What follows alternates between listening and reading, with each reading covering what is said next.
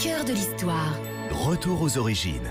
Alors, je vous lis, Franck, la question de Coralie qu'elle a postée sur la page Facebook Au cœur de l'histoire. D'où vient l'expression trier sur le volet ? J'avais entendu dire que c'était une expression qui venait d'Honfleur. On triait les carcasses sur des volets.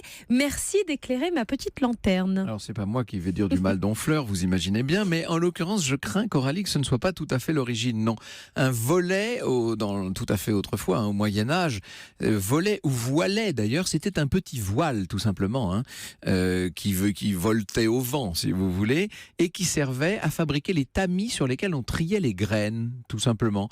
Et donc, lorsqu'on devait trier, vous savez, les pois, qui étaient la base, sinon la base, mais en tout cas un élément important de l'alimentation de l'époque, eh bien, on les mettait sur un tamis et on les faisait passer comme ça, et les plus petits, évidemment, étaient évacués, et on triait ceux qui restaient. Le mot a perduré. Au XVe siècle, le volet désigne l'assiette de bois dans laquelle les femmes trient les pois et les fèves, justement, et l'expression est employée d'abord pour les marchandises et puis pour les personnes à partir du XVIe siècle. C'est Rabelais qui va avoir l'idée, sans doute, dans le Pantagruel en 1532. Élu, choisi et trié comme beau pois sur le volet, écrit-il. Vous voyez, là on a une origine qui est quasiment évidente. Alors, Montaigne va lui aussi utiliser l'expression dans la foulée de Rabelais.